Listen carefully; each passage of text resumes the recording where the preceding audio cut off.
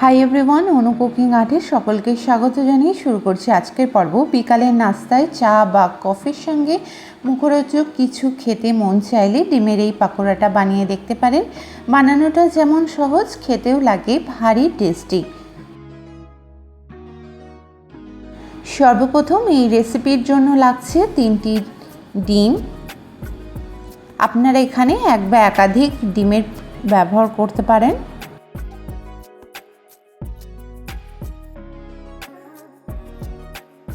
এখানে 3টি ডিম দিয়ে 6টি পকোড়া বানিয়েছি।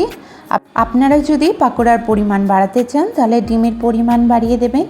দেন দিয়ে দেব ঝুরি ঝুরি করে কেটে রাখা পেঁয়াজ কুচি এবং দিয়ে দেব লঙ্কা কুচি। লঙ্কাটা আপনারা আপনাদের পছন্দ মতো ইউজ করবেন। দেন দিয়ে দেব সামান্য পরিমাণে লবণ এবং সামান্য পরিমাণে কাশ্মীরি লঙ্কার গুঁড়ো দিয়ে ভালো করে মিক্স করে রেখে দেব ডিমের ব্যাটারটাকে।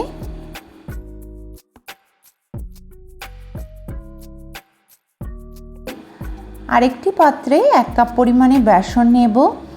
দেন 2 টেবিল চামচ কর্নফ্লাওয়ার দিয়ে দেব, হাফ চামচ লবণ দেব, কালো জিরা দিয়ে দেব, আদা একটু গ্রেট করে দিয়ে দেব।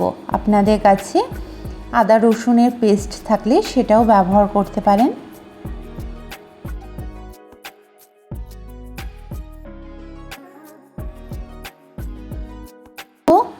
জিরা গুঁড়ো দেব, চাট মশলা দেব এবং ড্রাই ইনগ্রিডিয়েন্টসগুলো খুব ভালো করে মিক্স করে নেব।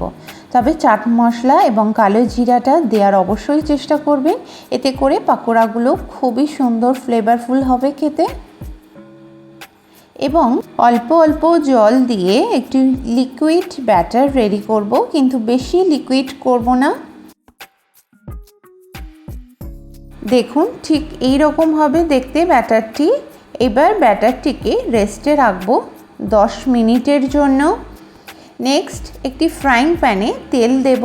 তেলটা গরম হয়ে আসলেই ডিমের মিশ্রণটিকে দিয়ে দেব।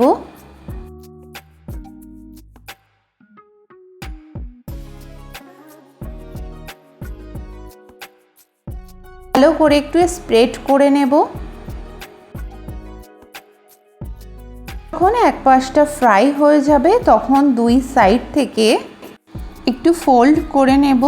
দেখুন ঠিক এই রকমভাবে কাঁচা অবস্থায় করতে যাবেন না, তাহলে ডিমটা কিন্তু ভেঙে যেতে পারে। এইবার ডিমের এক পাশটা যখন ভাজা হয়ে যাবে উল্টিয়ে দিয়ে অপর দিকটাকেও ভালো করে ভেজে নেব এবং ভাজা যখন হয়ে যাবে তখন লম্বা লম্বা শেপ দিয়ে পিস পিস করে কেটে নেব। দেখুন এখানে আমি 6 পিস কেটেছি ডিমটাকে। আপনারা চাইলে কমিয়ে বা বাড়িয়ে নিতে পারেন। এইবার ডিমগুলোকে একটি পাত্রে তুলে নেব। ডিমটা ঠান্ডা হতে রেখেছি। ডিমটা ঠান্ডা হয়ে আসলেই পকোড়াগুলো ভেজে নেব।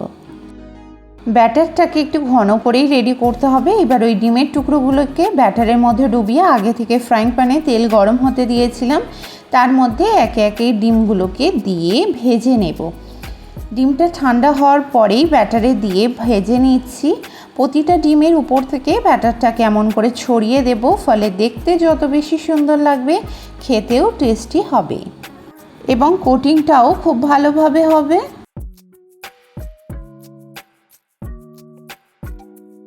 অবশ্যই লো টু মিডিয়াম ফ্লেমে রেখে হাতের সময় নিয়ে ভালো করে ভেজে নেব পকোড়াগুলিকে, ফলে পকোড়াগুলো খুবই মুচমুচে হবে।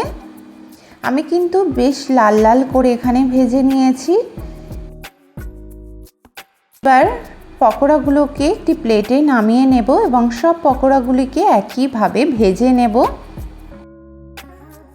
সব পকোড়াগুলি ভাজা এখানে হয়ে গেছে। এবার তেল ঝরিয়ে পকোড়াগুলিকে একটি পাত্রে তুলে নেব। পরিবেশন করব সসের সঙ্গে। তবে আপনারা চাইলে চা, কফি বা মুড়ির সঙ্গেও এই পকোড়াগুলি উপভোগ করতে পারেন, দেখবেন দারুণ লাগবে। তো বন্ধুরা, ভিডিওটি যদি হেল্পফুল হয়ে থাকে তাহলে প্লিজ একটি লাইক ও কমেন্টের মাধ্যমে আমাকে জানাবেন। রেসিপিটি প্লিজ আপনার রিলেটিভের সঙ্গে শেয়ার করবেন। চ্যানেলে নতুন বন্ধু হয়ে থাকলে প্লিজ সাবস্ক্রাইব করে আমার পাশে থাকবেন। খুবই শীঘ্রই দেখা হচ্ছে আবারও নতুন এক রেসিপির সঙ্গে। সকলে সুস্থ থাকবেন, ভালো থাকবেন। ধন্যবাদ।